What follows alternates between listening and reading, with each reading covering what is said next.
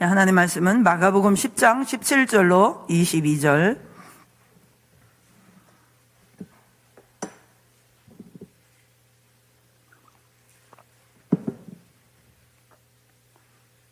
마가복음 10장 17절로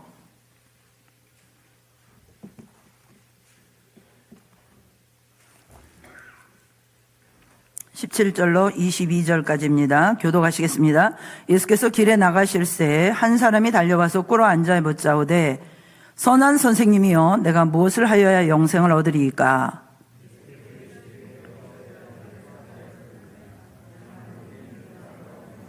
내가 계명을 안 하니 살인하지 말라, 간음하지 말라, 도둑질하지 말라, 거짓 증언하지 말라, 속여 빼앗지 말라, 내 부모를 공경하라 하였느니라. 예수께서 그를 보시고 사랑하사 이르시되 내게 아직도 한 가지 부족한 것이 있으니 가서 내게 있는 것을 다 팔아 가난한 자들에게 주라. 그리하면 하늘에서 보화가 내게 있으리라. 그리고 와서 나를 따르라 하시니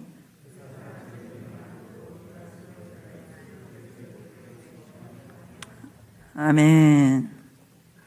예, 우리 반주자 자매님들이 출타 중이어서 또 오늘 이렇게 우리 승주, 우리 희수가 퇴근이 늦어가지고 또 이렇게 식사는 하고 왔어? 할렐루야. 또 우리 차민호 집사님 또 이렇게 제가 부탁도 안 했는데 이렇게 찬양으로 도와주셔서 너무 감사합니다. 은혜 많이 받으세요.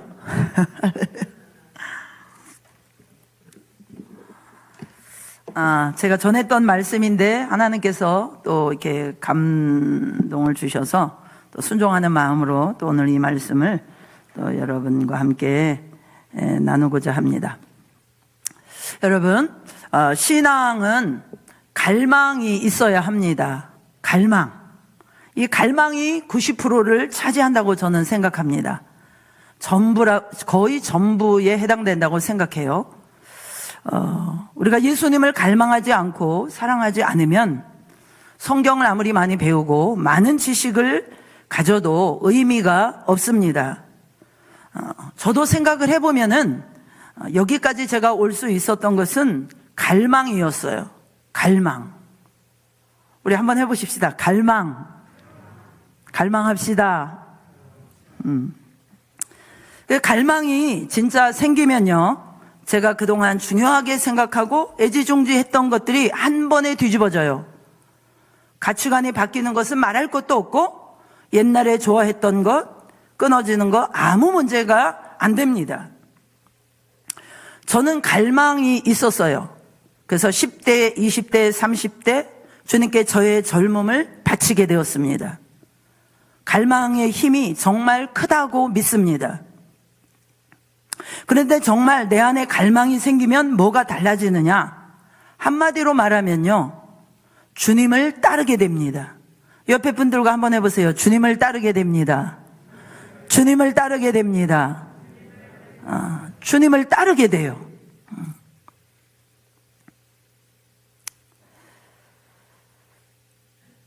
내 안에 갈망이 있다라고 말은 하면서 예수님을 따라가지 못한다면 그 갈망은 성분 검사를 해봐야 될 것 같아요. 성분 검사. 지금까지 사역하는 동안에 안타까운 것은요, 정말 주님은 그에게 은혜를 주시고 만나주기를 원하시는데 본인 당사자는 너무나 내가 볼 때 문제가 큰데도 갈망을 하지 않는 것입니다. 갈망을 하지 않아요. 여러분, 사탄은 갈망하게까지는 그래도 하게 합니다. 그런데 순종은 못하게 합니다. 순종은 못하게 해요. 하나님을 사랑하는 고백까지는 하게 하는데 주님을 따르지는 못하게 해요. 이거를 우리가 조심해야 됩니다. 이것이 결정적으로 우리를 변화받지 못하게 하는 것입니다. 그래서 우리가 원하는 갈망, 우리가 원하는 신앙이 과연 무엇인지 이것을 우리가는 분명히 알아야 돼요. 내가 정말 따르지 못하고 순종하지 못하면 달라질 것은 아무것도 없어요. 우리는 그냥 흉내만 내다가 끝내는 것입니다. 흉내만 내다가. 오늘 본문에 부자 사람이 나옵니다. 마태복음 동일한 말씀 가운데 마태복음에는 부자 청년으로 나오지요. 그래서 저는 오늘 편의상 부자 청년이라고 하겠습니다. 이 부자 청년이 예수님께 와서 선한 선생님이여 내가 무엇을 하여야 영생을 얻겠습니까? 예수님께서 말씀하셨죠. 내가 왜 나를 선하다고 하느냐? 너는 계명을 알고 있다. 너는 그 계명을 지켜라. 이렇게 말씀하셨어요. 그러자 그 부자 청년은 내가 다 지켰는데요. 그러자 예수님이 뭐라고 하셔요? 너에게 딱 한 가지 부족한 게 있다. 내 재산을 다 팔아가지고 가난한 사람에게 나눠주고 너는 나를 따르라. 너는 나를 따르라. 그런데 여러분, 부자 청년이 예수님을 따라갑니까? 우리는 결론을 알고 있죠? 못 따라갑니다. 부자 청년은 주님을 갈망하는 것 같고 예수님을 찾아온 열심도 있었어요. 그런데 못 따라가요. 여러분, 못 따라가면요, 이것은 갈망이 아닙니다. 우리가 간절함을 가지고 주님께 왔지만 순종하지는 못했습니다. 그런데도 입술은 무엇을 말하고 있습니까? 자기가 계명을 다 지켰다라고 말하는 거예요. 여러분, 이것이 얼마나 오만인 줄을 아십니까? 예수님이 우리에게 원하시는 것은 하나도 하지 못하면서 우리는 순종하고 있고 주님을 따른다 하고 나의 어떠함을 자꾸 이렇게 내세우는 거예요. 이것은 정말 엉뚱함이고 오만한 그런 마음입니다. 그래서 우리는 우리 안에 있는 그 어떤 업적을 가지고도 예수님께 나가서는 안 됩니다. 부자 청년은 예수님께 왜 왔습니까? 자기가 지금까지 했던 일을 인정받고 싶어서 온 거예요. 자기 업적을 자랑하고 싶어서. 그렇기 때문에 그가 했던 고백은 진짜 신앙은 아니었어요. 그냥 흉내낸 것이었습니다. 흉내낸 것. 여러분, 제자냐 무리냐 그것은 한 끗 차이라는 말들을 합니다.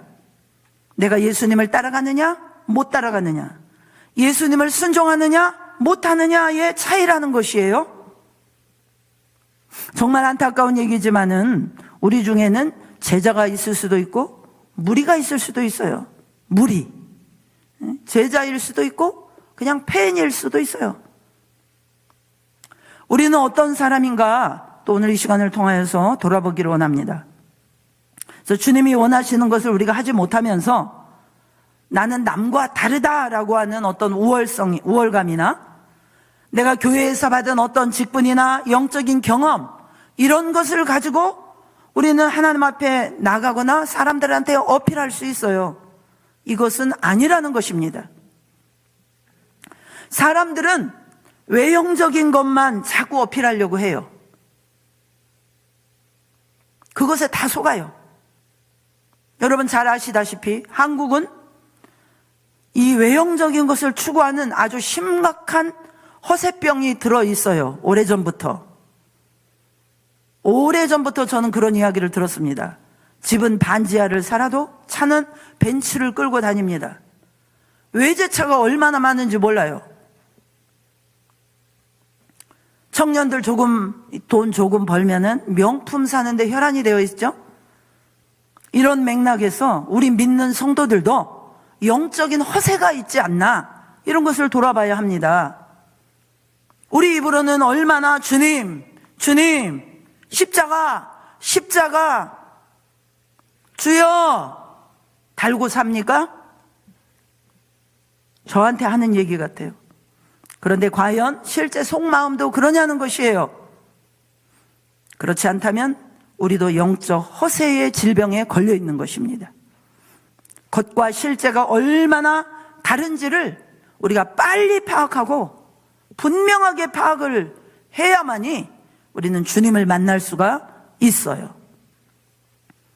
겉만 꾸미면, 겉에 꾸미는 거에서 막 올인하면은 속도 자기가 그런 줄로 착각하기 때문에 이 겉만 꾸미는 사람들은 절대로 주님을 만날 수가 없습니다.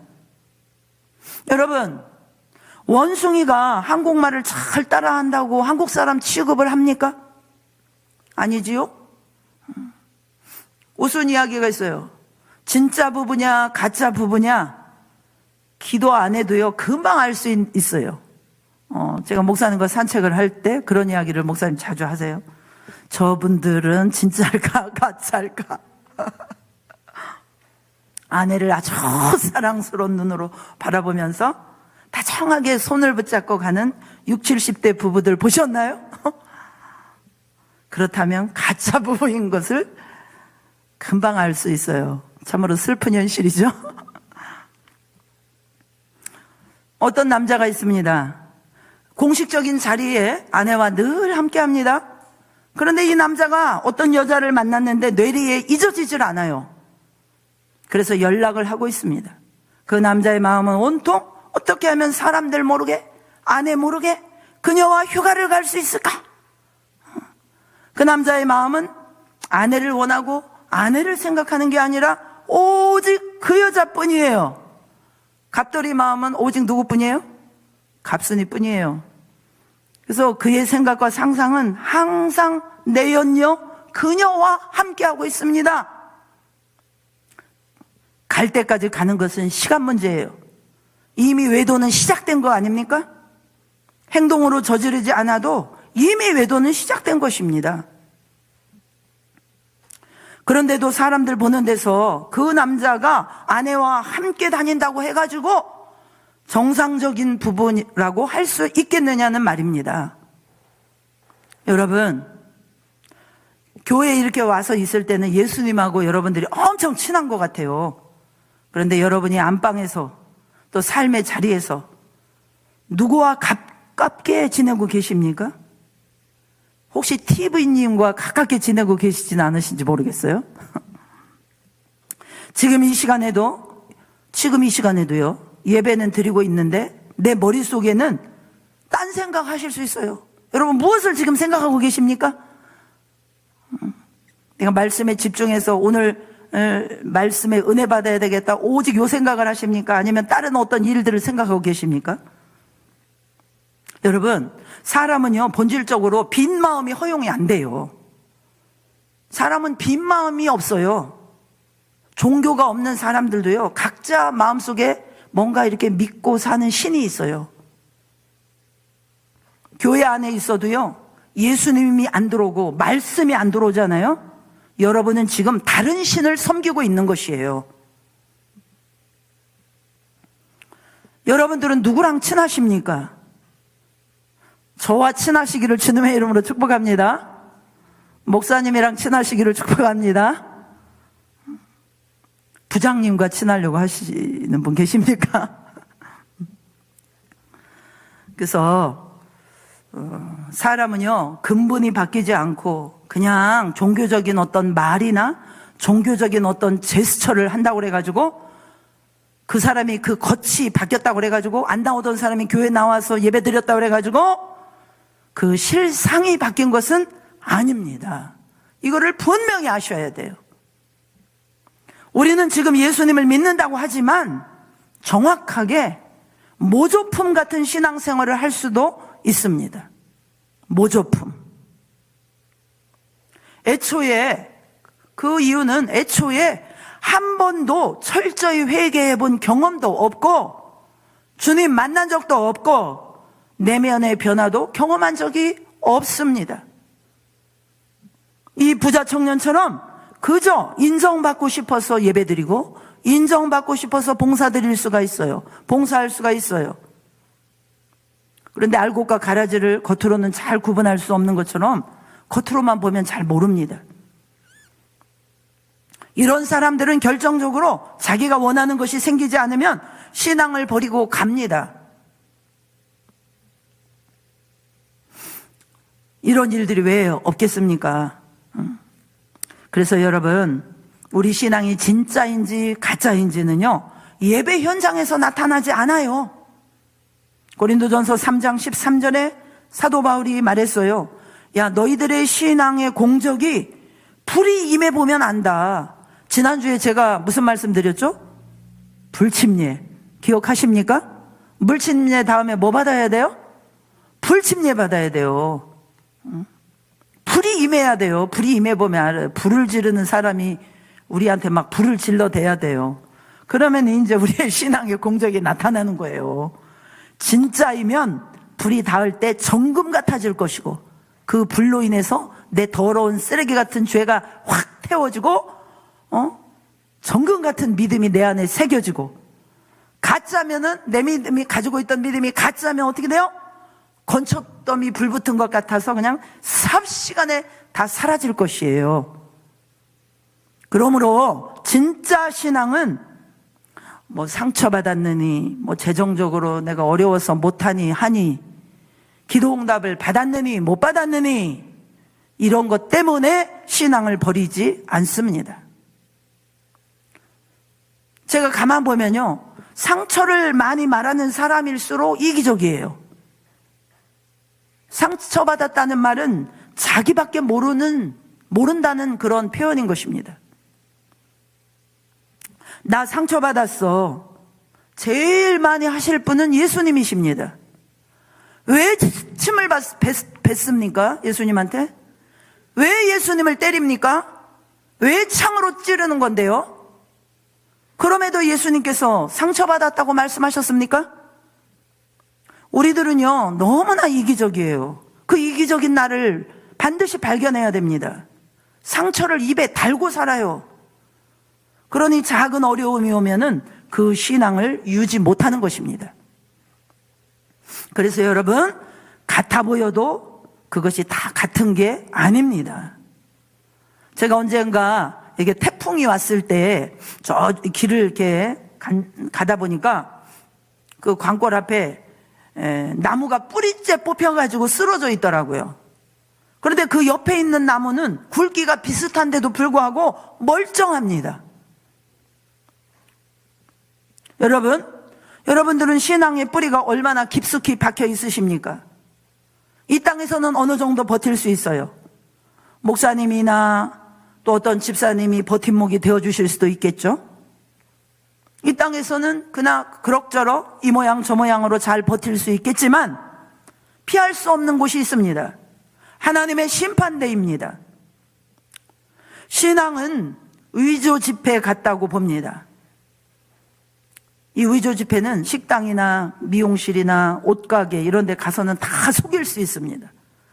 그런데 은행에 가서는 반드시 딱 걸립니다. 은행에서는 못 속여요. 꼭 우리 신앙이 의조 집회에 갔다니까요. 직장이나 교회에서는 저 집사님 너무 믿음이 좋아. 막 그냥 다른 교회 성도들에게까지도 소문나고 다른 목사님들도 다 알아. 얘기를 많이 듣습니다. 우리 성도님들 다 그러신 줄 믿습니다. 그런데요, 영혼의 진짜 간별사, 우리 주님 앞에서는요 반드시 걸립니다. 반드시 들통나 버립니다. 진짜인지 가짜인지, 의조 집회인지 진짜 집회인지. 여러분, 제가 늘 말씀드리지만요, 차라리 이 땅에서 죄가 들통나서 죄를 회개하고 죄를 씻김받고 거듭나는 것이 낫습니다. 숨기다가 주님 심판대 앞에서 죄가 들통난다면 끝입니다. 돌이킬 수가 없습니다. 여러분, 사사 중에 삼손을 잘 알고 계시지요? 삼손이 나실인이에요. 근데 이 나실인의 규례를 겁도 없이 어깁니다. 사자 주검도 만지고 거기서 나오는 꿀도 퍼먹고 부모에게도 그 꿀을 퍼다 줍니다. 그런데 성경에는 그 꿀을 어디서 가져왔는지 알리지 않고 있어요. 삼손이 왜 알리지 않았을까요? 말했다가는 엄마한테 뒤지게 혼나니까 말 못해, 숨겨. 그래서 삼손은 계속해서 가면놀이 하면서 이중적인 삶을 삽니다. 삼손은요 바로 걸렸어야 돼요. 바로 걸렸어야 합니다. 야, 이놈 새끼야, 나실인인데 어디라고 주검을 만지고, 그냥 바로 부모에게 딱 걸렸어야 되는 거예요. 걸리지 않았기 때문에 어떻게 됐어요? 결국 머리를 밀고 눈이 뽑히고 죽게 된 것입니다. 여러분, 이 땅에서 진짜 축복은 100번, 1000번을 말씀을 드리지만 죄가 들통나고 걸리는 것입니다. 여러분, 많이 들통나고 걸리시기를 축복합니다. 많이 걸려야 돼. 많이 들통나야 돼.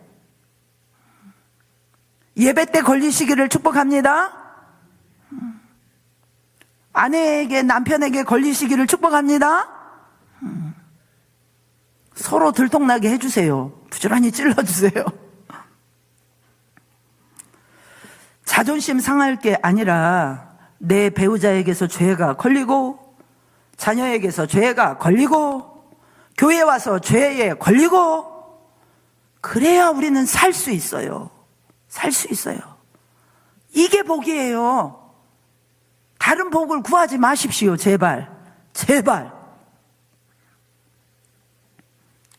미국의 아이비리그의 그 대학들 가운데서 이 기독교 신앙으로 세워진 대학들 여러분 아실 것입니다. 하버드 대학이라든지 프린스턴 대학이라든지 기독교 신앙으로 세워진 대학들입니다. 그런데 지금은 아주 안티 기독교 세력이 득세하고 있는 그런 대학으로 전락하고 말았습니다. 왜 그렇습니까? 진짜 신앙인들이 힘을 잃어버린 것이에요. 진짜 신앙인들이 힘을 내지 못하는 거예요. 마치 이스라엘 백성들이 주님의 음성을 거절하고 가나안 원주민들과 하나가 돼버린 것처럼 분명히 주님은 하나가 되지 말라고 했는데 그냥 동화돼 버렸잖아요. 그래서 진짜들이 세상과 이렇게 동화된 것이지 세상이 강한 게 아닙니다. 세상이 강해 보이는 이유는 교회가 힘이 약해져서 그런 거예요. 힘이 약해져서.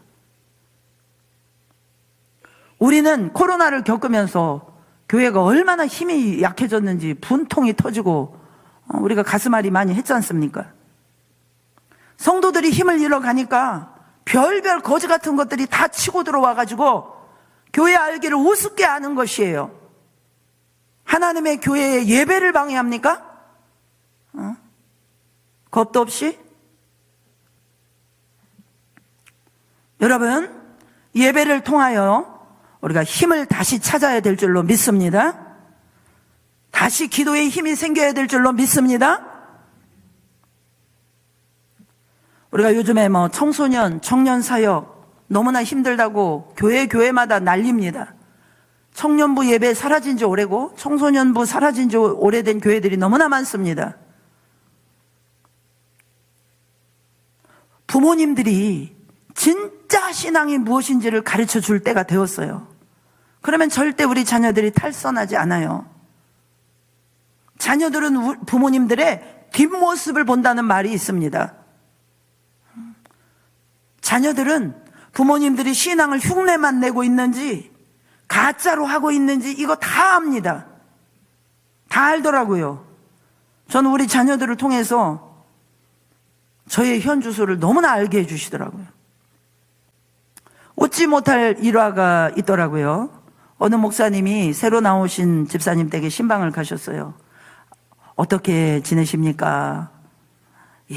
예수님 믿고 나니 너무 말씀이 은혜롭고 그래서 말씀을 가까이 하고 아주 너무나도 은혜롭게 지내고 있습니다. 그래서 목사님이 속으로 이런 성도를 우리 교회에 붙여주시다니 얼마나 감사한가. 그래서 그럼 신방 예배를 드리십시다.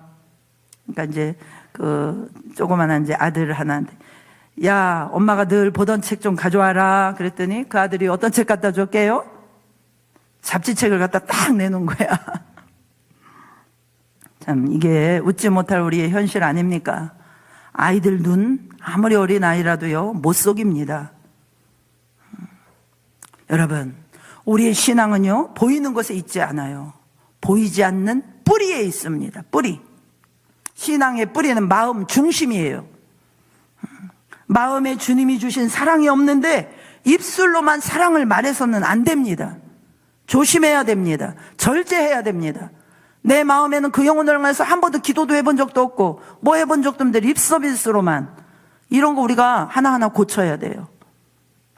마음이 빠져버린 예배, 마음이 빠져버린 재물 제발 그만 가져와. 아우 지겨워. 주님이 이스라엘 백성들에게 그렇게 말씀하셨잖아요. 내 삶에 몇 송이 꽃이 폈다고 좋아할 거 없습니다. 뿌리가 튼튼하지 않아도 꽃은 피울 수 있어요. 우리는 꽃봉오리를 보고 실한 그 무성한 가지를 보고 좋아하고 감동을 받을 것이 아닙니다. 태풍이 불어올 때 견딜 수 있는 신앙의 뿌리를 소유해야 될 줄로 믿습니다. 신앙의 뿌리. 그거를 소유하려면요, 이 신앙이 뿌리 내리려면요, 죽을 만큼 힘듭니다. 참을 수 없는 거를 참아야 되고요, 용서할 수 없는 거 용서해야 되고요, 사랑할 수 없는 거를 사랑해야 돼요. 그래야지 이 신앙의 우리 이 굳고 단단했던 마음이 깨져가지고 신앙의 뿌리가 점점 깊이 내려가는 겁니다. 치열하게 우리 자신과의 싸움을 싸우지 않으면 절대 불가능합니다. 여러분, 우리 마음에 있는 이 꾸정물 같은 더러운 죄악들 빼내는 일에 정말 우리가 죄와 싸우되 피 흘리기까지는 싸우지 아니했다 그랬는데, 여러분 힘내셔서 부지런히 싸우시면 우리 마음의 중심에 주님이 반드시 찾아오실 것입니다. 이런 은혜를 받으시면서 내게 찾아오신 주님을 만나고 싶지 않으세요? 그 주님 꼭 만나실 수 있기를 축복합니다. 천국이 열려요. 천국이. 우리는 너무나도 싸우지를 않아요. 너무나도 양반이에요. 양반. 영적인 세계에서는 양반 필요 없습니다. 얼마나 수박 겉핥기식으로 하나님을 사랑하는지 몰라요. 차라리 예배 생활 안 하는 게 낫지. 나는 예배 생활 하고 있으니까 그것이 나를 기만하고 나를 속인다니까. 그것이 우리의 종교적인 행위, 이것이 너무나 우리를 길들여지게 만든다니까요. 오늘 이 자리에 나와서 예배하는 우리 성도님들, 늘 예배 자리에 나올 때마다 하나님의 말씀을 들으며 찬양하며 기도하다가 우리 마음이 뜨거워지고 우리의 마음이 하나님께 열려지고 우리 마음이 하나님께 드려지는 그런 역사가 일어나기를 축복합니다. 시편 37편 31절에 그의 마음에는 하나님의 법이 있으니 그의 걸음은 실족함이 없으리로다. 입술이 아니라 마음에 하나님의 말씀이 새겨진 사람들은 흔들리지 않고, 하나님의 말씀이 새겨져 있는, 마음 중심에 하나님의 말씀이 새겨져 있는 자들은 걸음에 실족함이 없대요. 할렐루야. 여러분들 마음에는 무엇이 새겨져 있으십니까? 사람은요, 제가 해보니까 내 마음에, 내 마음 중심에 새겨진 만큼만 살게 되어 있어요. 내 안에 받아들여진 말씀까지만 순종합니다. 내가 순종할 수 있는 데까지가 내 믿음이에요. 자기 신앙에 대해서 구태여 나는 어떻고 말할 필요도 없어요. 어필할 필요 없어요. 그 사람이 믿음으로 사는 정도를 보면은 그 사람의 믿음을 알 수가 있는 것입니다. 내 중심에 새겨진 말씀까지만 걸어가고 살 수 있어요. 여러분들은 마음에 하나님의 말씀이 있으십니까? 저는 두렵습니다. 겉으로 보여주는 행동이 다가 아니기 때문에. 주님은 저에게 늘 성령께서 제 마음에, 제 양심에 호소하십니다. 한 영혼이다. 큰 거 보지 말아라. 한 영혼이다.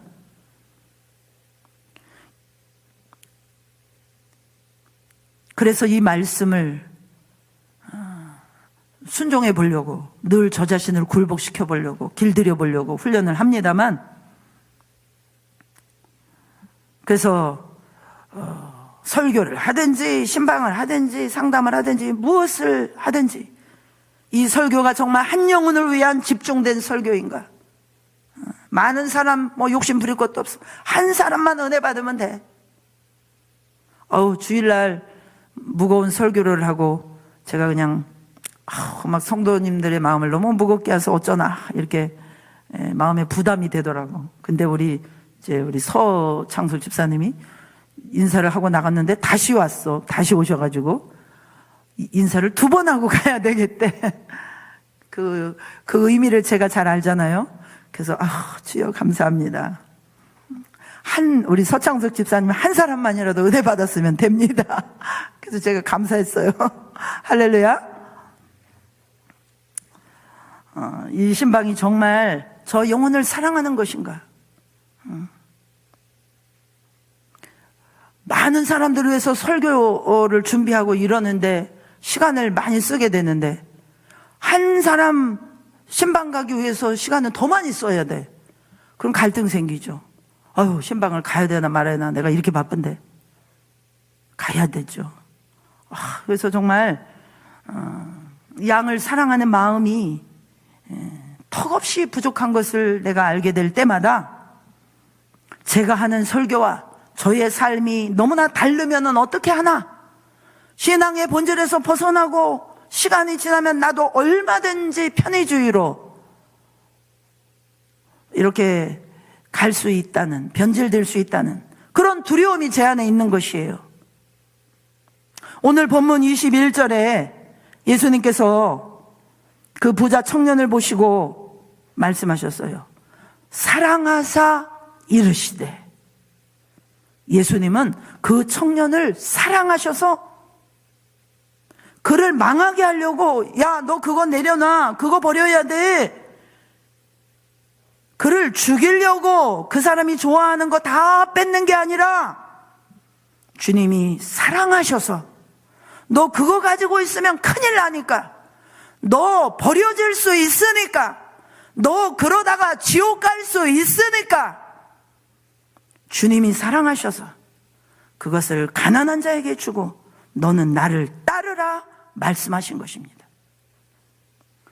부자 청년에게 주신 말씀은 오늘 이 저녁에 예배드리고 있는 우리 성도님들에게도 또 저에게도 주시는 말씀인 줄로 믿습니다. 얘들아, 너희들이 열심히 예배드리고 있는데 한 가지 부족한 것이 있다. 그것을 십자가에 못 박고 너는 나를 전심으로 따라와라. 저희를 사랑하시기 때문에 말씀하시는 거예요. 우리를 망하게 하려고 말씀하시는 것이 아니라. 저는 예전에는 큰 교회, 큰 성공 정말 미치도록 좋아했어요. 이제는 아닙니다. 한 영혼을 붙들려고 애를 씁니다. 한 영혼을 위해서라면 지구 끝에라도 갈 수가 있습니다. 제가 몇 년 전에 미국에 가서도 우리 은혜는 서부에 있는데 동부에 제가 어렸을 때 함께 신앙생활했던 그 장로님 부부가 살고 계세요. 하나님 갑자기 기도하는데 마음을 주셨어요. 그래서 이렇게 6시간 비행기를 타고 날아갔습니다. 몰라요. 이유는 몰라요. 가라고 그래서 갔어요. 그랬는데 그 딸내미가 듀크 대학 신학대학원까지도 졸업하고 아주 귀한 인재인데 결혼의 여러 가지 어려움 속에서 아주 이제 우울의 그 정신적인 질환을 앓고 있었어요. 그래서 제가 정말 많은 사람 앞에서 이렇게 가서 이렇게 설교하라고 그러면은 뭐 6시간 아니라 10시간이라도 갈 텐데 저는 그 한 영혼을 위해서 하나님이 6시간 비행기를 타고 보내시더라고요. 그래서 정말 그때 깨달았어요. 야, 하나님은 진짜 이 지구상에 70억의 인구가 없더라도 나 한 사람만 있어도 예수님을 보내주셨겠구나. 한 영혼의 가치를 하나님은 이렇게 귀하게 여기시는구나. 나 한 사람 없으면 하나님 큰일 나시는구나.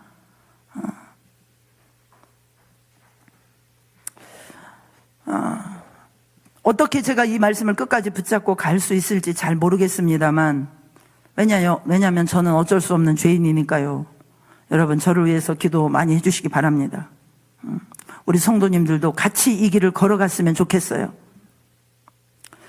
우리 속에 있는 가면들, 마음 중심이 빠진 종교적인 활동들, 착한 척하는 거, 아무튼 착한 척, 무슨 척 하는 거, 이런 내 안에 껍데기들 벗어던지고 내 마음의 중심에 하나님의 말씀이 새겨져서 성령께서 이끌어 가시고 성령의 인도함을 받는 저와 여러분이 되시기를 축복합니다.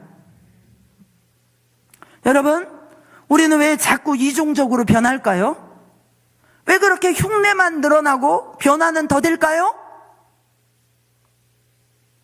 매 순간마다 우리는 주님의 말씀 앞에서 우리가 얼마나 진실하게 살았는지 그런 삶의 흔적을 가지고 주님 앞에 나와야 됩니다. 여러분, 우리 실력을 절대로 믿지 마십시오.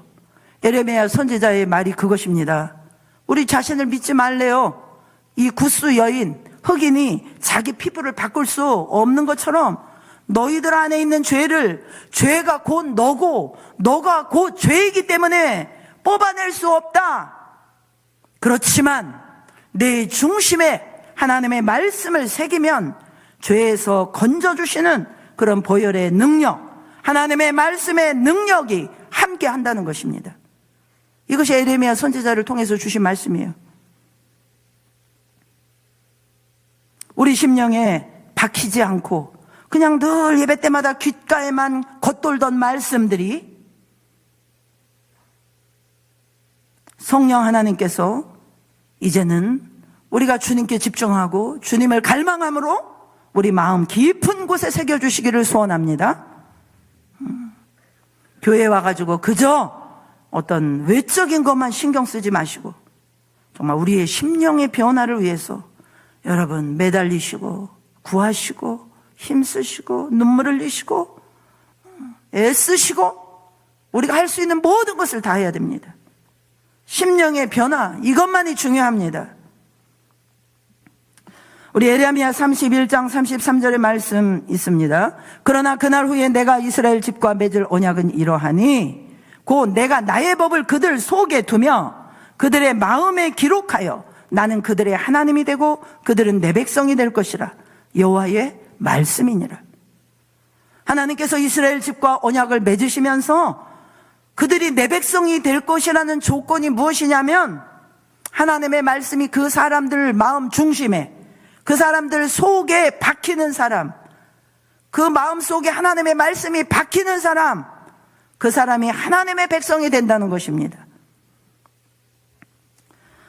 내가 바뀔수록, 내가 깨질수록, 내가 깨지면 깨질수록, 내가 낮아지면 낮아질수록 주님은 더 강하게 박히십니다.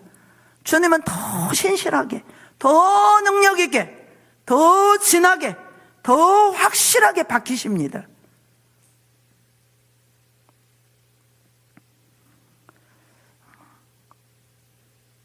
우리가 주를 위해서 뭐를 한다고 하지만 중요한 것은 주님은 우리가 주님을 따르지 않는다고 하셔요. 그래서 이 말씀 거듭 주시는 거 아닙니까? 제가 이 말씀 전한 지가 한 2달 됐나요? 우리는 주님의 뜻을 품는다고 하지만 주님은 너희에게 한 가지 부족한 것이 있다. 헛된 것을 버리라 하십니다. 여러분, 오늘 말씀을 통해서 우리 안에 말만 바뀌고 그럴싸한 겉의 행동만 바뀌는 게 아니라 우리 마음의 중심이 바뀌는, 그래서 정말 놀라운 성령의 역사가 우리 마음에 부어지는 그런 은혜가 임하시기를 축복합니다. 축복합니다.